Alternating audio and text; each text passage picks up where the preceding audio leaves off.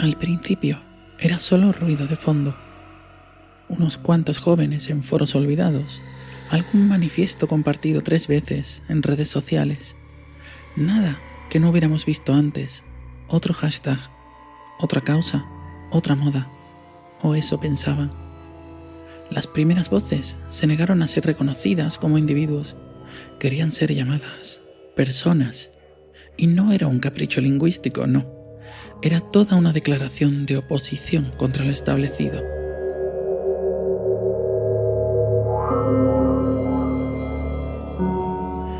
Según estas declaraciones, un individuo era un ser humano útil, sí, útil para mantener la maquinaria en marcha, para perpetuar lo que siempre fue, para conservar los roles heredados, para no hacer preguntas incómodas. Una pieza, un engranaje que nunca pregunta por qué gira ni hacia dónde va el tren. Una persona, a su vez, también era útil.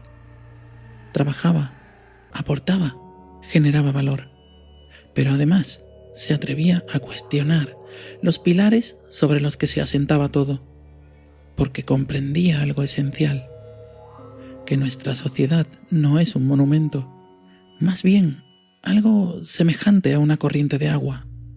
Y las corrientes fluyen, cambian su curso, arrastran lo viejo y traen lo nuevo.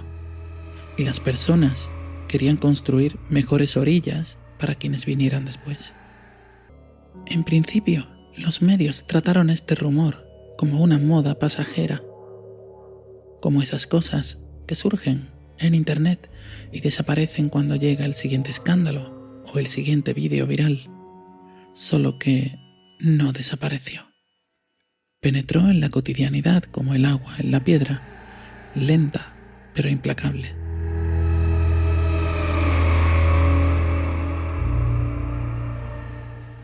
Comenzaron a escucharse nuevos términos. Algunos agentes políticos progresistas los incorporaron en sus discursos. Al principio con cautela, casi disculpándose, luego con más convicción. Ciudadanas, ciudadanos y personas, decían. Y cada vez que lo hacían, algo se movía en el aire.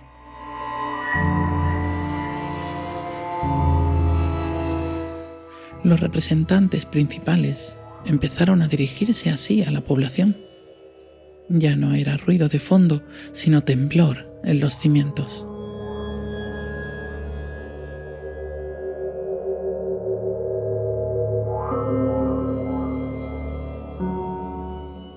Por supuesto, hubo resistencia. La hubo desde el primer día y siguió creciendo, como la hierba que nadie quiere arrancar, pero que se extiende igualmente. La población menos identificada con los cambios reaccionó como se reacciona siempre ante lo desconocido, con miedo disfrazado de indignación, crítica, señalamiento, minusvaloración, vejaciones en privado y en público. Es una locura, decían, es una moda ridícula, están destruyendo lo que somos. Otros partidos políticos, más alineados con la costumbre y los valores tradicionales, hicieron campaña en contra de las personas. Reforzaron el papel de los individuos. Somos individuos y nos enorgullece serlo, proclamaban en carteles gigantes. No dejes que te personalicen.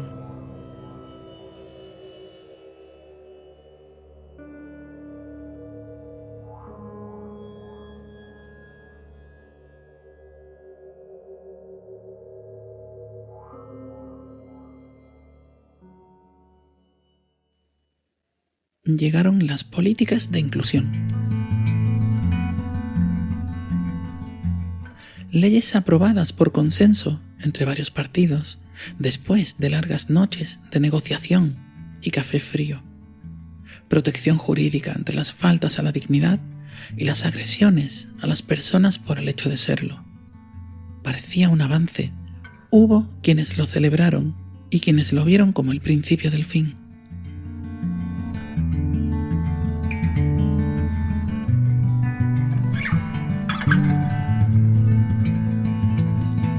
Entonces aparecieron los perfiles fantasma, cuentas de dudoso origen en redes sociales, posiblemente bots, quizá no, daba igual.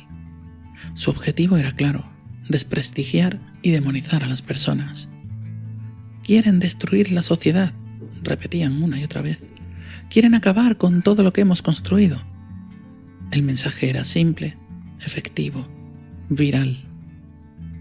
Aparecieron entonces opiniones de profesionales, psicólogas, sociólogos, antropólogas, gente con credenciales y años o décadas de estudio. Admitieron que la palabra destruir en esos argumentos se estaba utilizando de manera interesada.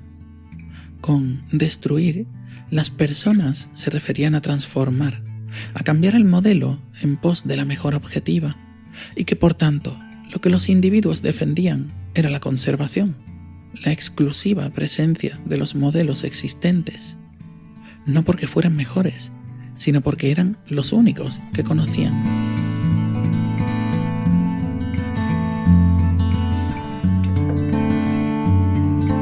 Quizá los individuos defendían esto precisamente porque eran individuos, y eso significaba que no podían admitir nuevos modelos, o que no podían hacerlo sin vencer una resistencia terrible al cambio, sin dejar de ser lo que siempre fueron. Quizá era miedo a lo desconocido, como si la sociedad fuera la misma desde hace 1000 años, desde hace 500, desde hace 100. Como pretender copiar libros a mano cuando ya existe la imprenta. Es solo que la fracción de tiempo en la que vivimos los seres humanos a veces nos hace pensar que todo ha sido siempre así. Eso, y no querer reconocer la diversa y variada historia del ser humano.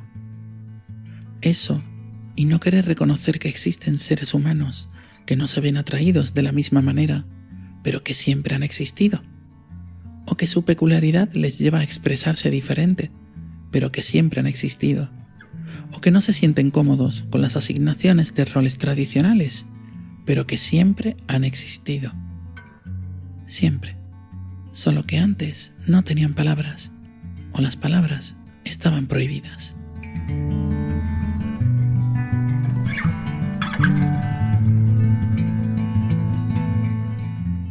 El ocio se hizo eco, como siempre, como en otras ocasiones, con las mujeres, las razas, la orientación sexual.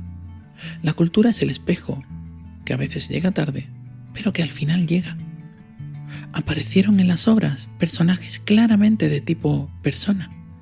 En la serie Entre dos mundos, convivían con otros personajes de tipo individuo, viviendo, trabajando, soñando, aprendiendo. La película El último engranaje se convirtió en un éxito inesperado. La obra de teatro Personas en la niebla estuvo 6 meses en cartelera.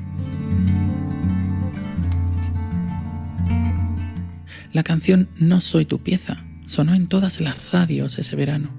Los críticos la odiaron, los jóvenes la convirtieron en himno. Las personas eran cada vez más una presencia habitual en cada rincón de la cultura, abundando al principio los personajes que señalaban precisamente su condición para hacerla visible y cotidiana, para pasar más tarde a tener tramas generales de ser humano que siente y sufre. Aunque a la hora de enumerar las razones por las que una persona podía experimentar el sufrimiento, la lista era siempre más larga, mucho más larga, demasiado.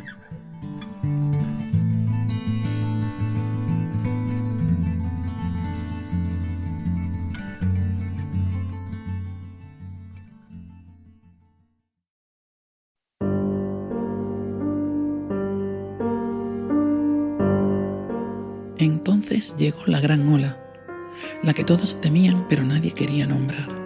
Comenzaron a aparecer grandes corrientes políticas adversas hacia las personas. Países importantes votaron gobiernos contrarios, gobiernos que arremetieron públicamente contra los derechos, tanto adquiridos como básicos, de las personas. Negaron su identidad en público, de palabra y documentalmente de manera oficial. Hubo campañas en contra de ellas. Se le sumaron otros gobiernos, como fichas de dominó cayendo una tras otra.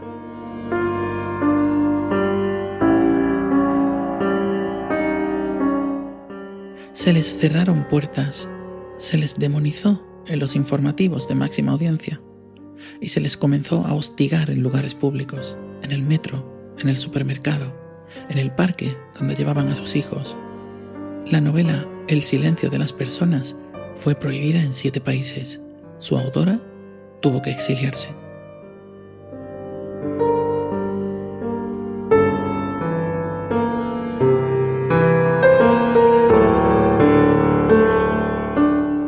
Aún así, la presencia de personas en las narrativas aumentó. En unos pocos años se volvió habitual encontrar personas en una historia audiovisual de cualquier tipo y género, en dramas, en comedias, en thrillers, en historias de amor. Una importante cantidad de individuos comenzó a quejarse de esta presencia, a la que llamaron forzada, sin entender que antes ya hubo presencias que aparecieron de manera súbita, saturando incluso el panorama con gran cantidad de versiones y copias de otras obras, para convertirse poco a poco en naturales entre las audiencias. Las personas de raza afrodescendiente, los migrantes de todo el mundo, las personas homosexuales, con un resultado quizá inesperado por parte de quienes oponían resistencia y que muchos de los prejuicios de generaciones anteriores estaban desapareciendo gracias a dichas presencias.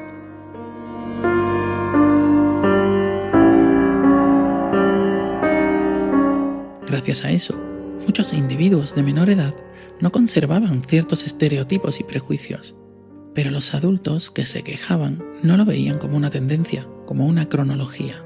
No, lo veían como una foto fija, como una invasión repentina que había que detener. El documental Cuando éramos invisibles ganó 3 premios internacionales. Los principales canales se negaron a emitirlo.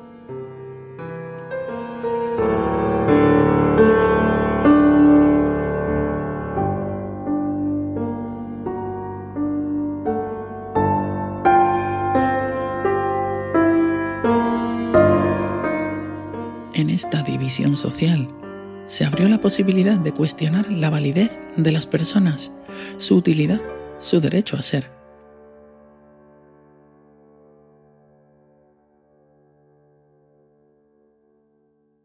Se criticó abiertamente su presencia. Se les asignaron erróneamente cambios sociales adversos, la crisis económica, el aumento del desempleo, la caída de la natalidad. Todo era culpa de las personas. Siempre es más fácil señalar a alguien que mirar las verdaderas causas. A las numerosas aflicciones de las personas, si ya sufrían por la presión social de no ser aceptadas, el abandono por parte de amistades, familias o empresas, ahora había que sumarle una campaña en contra a nivel global, amplificada por los críticos en redes sociales, por los políticos en horario de máxima audiencia, por los vecinos en el rellano de la escalera. Las personas, conscientes de todo esto, siguieron intentando hacer sus vidas, mientras se les señalaba, mientras se les criticaba, mientras se les vejaba, mientras se les violentaba y, en ocasiones, mientras se les asesinaba. Siguieron yendo a trabajar, siguieron llevando a sus hijos al colegio, siguieron comprando el pan, siguieron riendo cuando podían, siguieron llorando cuando no podían más, siguieron siendo personas, mientras los individuos ocupaban todo el tiempo disponible en medios y redes con discursos de odio, reafirmando sus posiciones y reclamando la reconquista de un espacio social que nunca fue del todo suyo. Y todo por no querer aprender palabras nuevas, todo por negarse a aceptar que el mundo nunca fue una foto fija, todo por el miedo a que si ellos cambiaban, si admitían que podían ser otra cosa, quizá descubrirían que llevaban toda la vida siendo la pieza equivocada en el lugar equivocado. Y ese miedo, ese terror a mirarse en el espejo y no reconocerse, era más fuerte que cualquier ley, más fuerte que cualquier argumento, más que cualquier canción. El miedo que las personas habían logrado vencer para alcanzar un mejor futuro. La historia continúa escribiéndose. Cada día, en cada esquina, en cada conversación, en cada vez que alguien elige la palabra correcta o la incorrecta. Y el río sigue fluyendo.